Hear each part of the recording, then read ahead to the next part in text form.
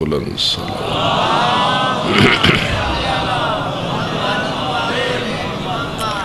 ما شاء الله لا حول ولا قوة إلا بالله العلي العظيم رب اشرح لي صدري ويسر لي أمري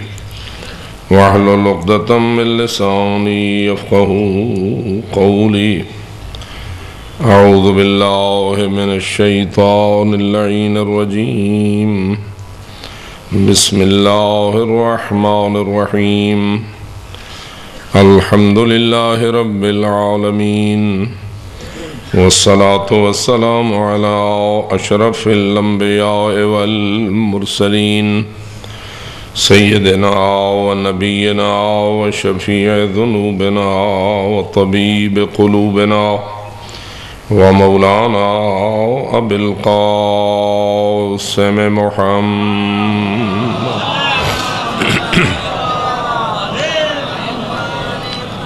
والصلاة والسلام على أهل بيته الطيبين الطاهرين المعصومين الغر الميامين المنتجبين المكرمين الذين أذهب الله عنهم الرجس وطهرهم تطهيرا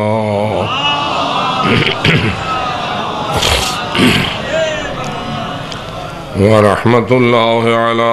أحبابهم وأصحابهم وشيعتهم ومواليهم أجمعين ولعنة الله على أعدائهم وقاتليهم وظالميهم ملعونين من يوم ظلمهم إلى أبد الآبدين أما بعد فقد قال الله تبارك وتعالى في كتابه المبين وخطابه المتين بسم الله الرحمن الرحيم إنما يريد الله ليذهب عنكم الرجس أهل البيت ويطهركم تطهيرا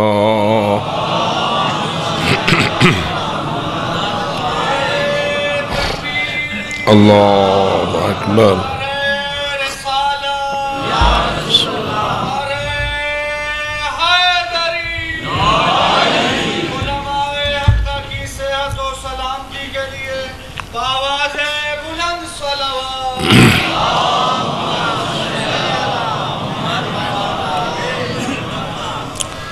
بارگاہ ربوبیت میں نیاز مندانہ التجا ہے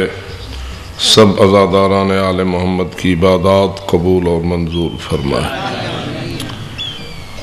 جو مرحومین عزاداری آل محمد کرتے ہوئے عزاداری کی خدمت کرتے ہوئے عزاداری پہ اپنے رزق حلال کو خرچ کرتے ہوئے اس دنیا سے روانہ ہوئے ہیں رب العزت ان سب کی قبروں پر اپنی رحمت نازل فرمائے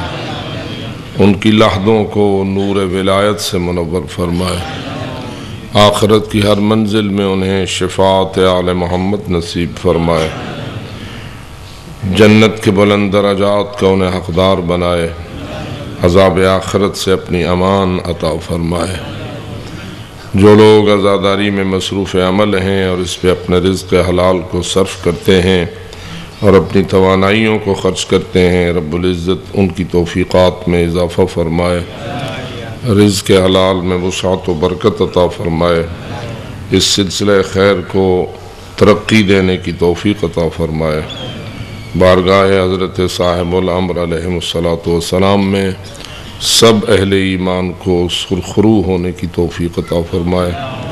اپنی ان دعاؤں کی قبولیت اور دیگر ساری حاجات کی برابری کے لیے مل کر بآواز بلند صلوات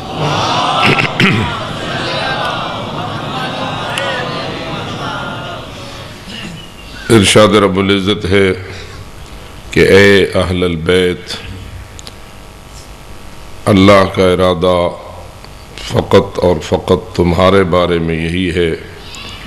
کہ تم سے ہر قسم کے رجس کو دور رکھے اور تمہیں ایسا پاک رکھے جیسا پاک رکھنے کا حق ہے. اللہ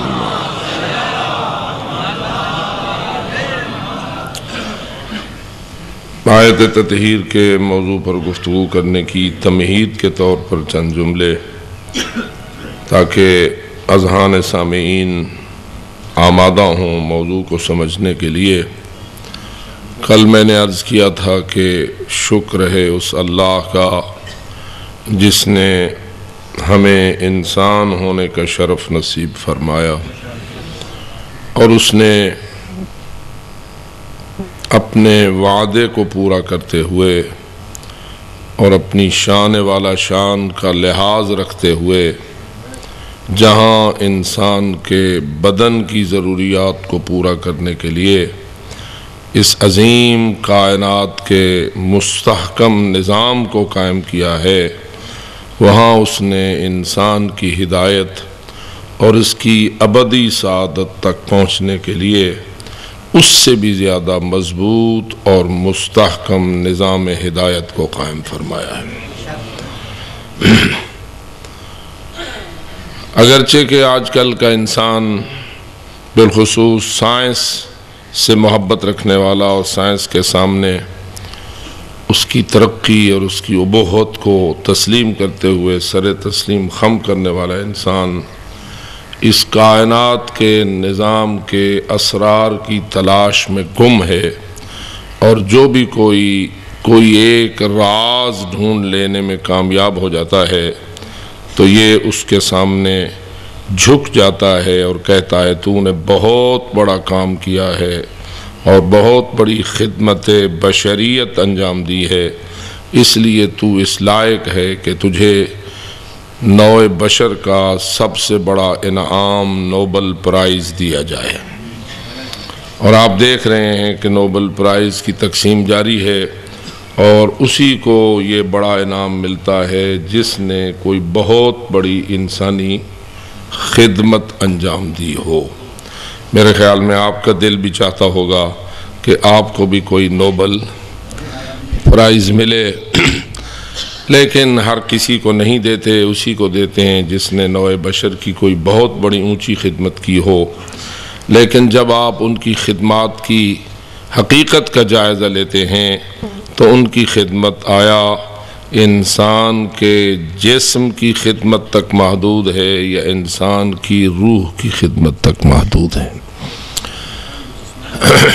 آیا ان کی ساری ترقی انسانی معاشرے کے اجسام کو آسائش، سہولت اور آرام پہنچانے تک محدود ہے، یا انسان کی ہدایت اور اس کے اخلاق اور اس کی روحانیت کی ترقی کی طرف جا رہی ہے؟ باواز بلند صلوات۔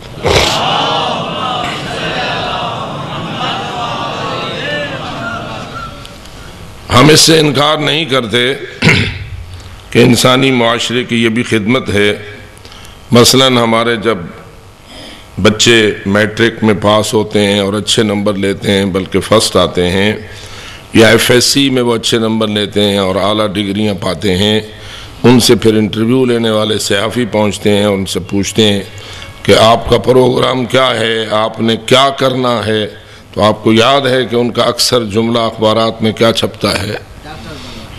ہم نے انسانیت کی خدمت کرنا ہے۔ معلوم ہوا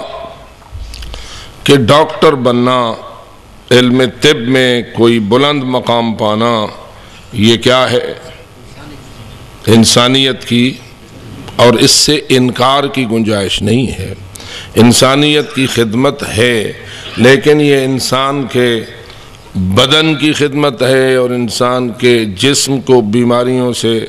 شفا بخشنے کے لیے کوشش ہے، یا انسان کی روحانی اور اخلاقی امراض کا علاج ہے۔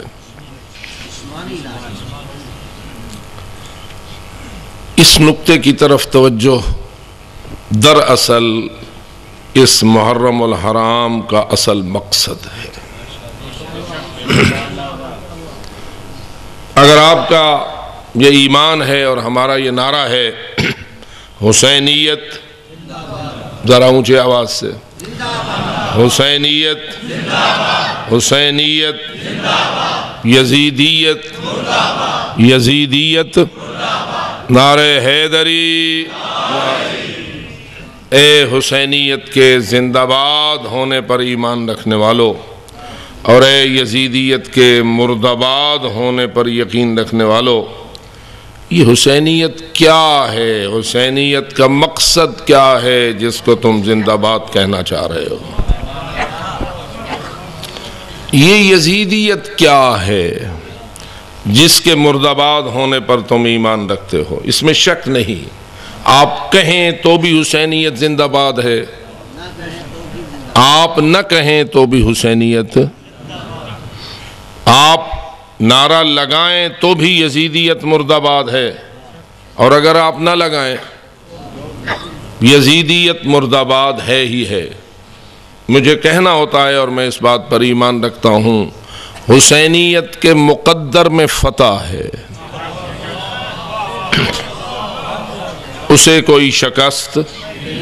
نہیں دے سکتا، اور یزیدیت کے مقدر میں شکست ہے، اسے کوئی فتح نہیں دے سکتا۔ اگر یزیدیت کو فتح ہوتی تو کربلا کا سانحہ جس میں کہ آل محمد کا کوئی نہ بچا تھا سوائے ایک بیمار کے، بچے بھی مارے گئے، جوان بھی مارے گئے، بوڑھے بھی مارے گئے، عورتیں گرفتار ہو گئیں، مال لٹ گیا، لے گئے ظالم آل محمد کی خواتین کو در بدر پھرایا اور قیدی بنا کر ابن زیاد اور یزید کے سامنے پیش کیا۔ تو ظاہراً تو ایسا ہوتا ہے کہ جب ایک بادشاہ دوسرے بادشاہ کو مار ڈالے، اس کا گھر لوٹ لے، اس کا تخت لوٹ لے، اس کا کچھ نہ رہنے دے، تو پھر وہی بادشاہ فاتح ہوتا ہے جو مار ڈالے، اور وہ بادشاہ مفتوح اور شکست خوردہ ہوتا ہے جو مارا جائے۔ لیکن مجھے سمجھ نہیں آتی، یہاں کوئی عجیب فلسفہ ہے، مارنے والا شکست خوردہ ہے، مارا جانے والا فاتح۔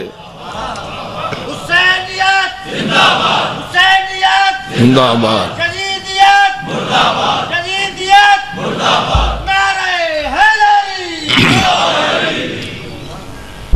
کبھی کبھی یہ بات سوچنے کو چاہیے کہ یزید کی کتنے فیصد مسلمانوں نے بیعت کر لی تھی؟ واضح ہے کہ میں غیر مسلموں کی تو بات وہاں کر نہیں سکتا، اس لیے کہ بات مسلم کنٹری کی تھی، اور اس زمانے کا مسلم ملک آج تو 20 ملکوں کا ایک ملک تھا۔ آج آپ گنیں جتنے بھی آپ کے مسلمان ممالک ہیں اور تقسیم شدہ ہیں، وہ سب اس وقت یزید کے تخت کے سائے تلے تھے۔ ایران میں یزید کی بیعت تھی، عراق میں یزید کی بیعت تھی، جسے آپ آج کل سعودی عرب کہتے ہیں، اس میں یزید کی بیعت تھی، یمن میں یزید کی بیعت تھی، مصر میں یزید کی بیعت تھی، شام میں یزید کی بیعت تھی، اردن میں یزید کی بیعت تھی۔ کتنے ملک تو میں نے گن لیے، اور باقی بہت سارے ہیں جو بھی میں نے نہیں گنے۔ ان تمام ممالک کا ایک ملک تھا، اور اس پورے ملک میں جتنے بھی مسلمان بستے تھے کہ اکثریت مسلمین کی تھی، ان مسلمین کی کتنی فیصد آبادی نے یزید کی بیعت کی تھی؟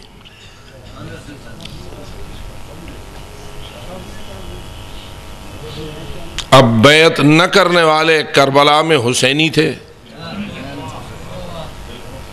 اور ان کی تعداد وہی تھوڑی سی تھی جو آپ کے سامنے ہے۔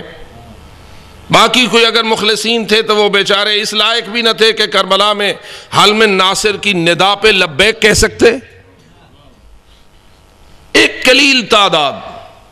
جس کو اگر 1% مسلم کا نام لیا جائے تو بھی مشکل ہوگا۔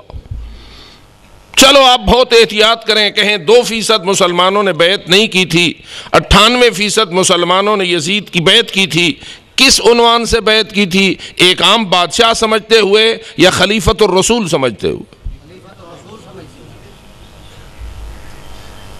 ابھی وہ زمانہ نہ آیا تھا جس میں کہ خلافت کو جدا کر دیا گیا ہو سیاست سے، امارت سے، ملوکیت سے۔ یہ تو بعد کے فیصلے ہیں کہ خلفائے راشدین کون ہیں اور کون نہیں۔ پتہ نہیں آپ میرے لفظ کو سمجھے ہیں یا نہیں؟ کون سے خلفاء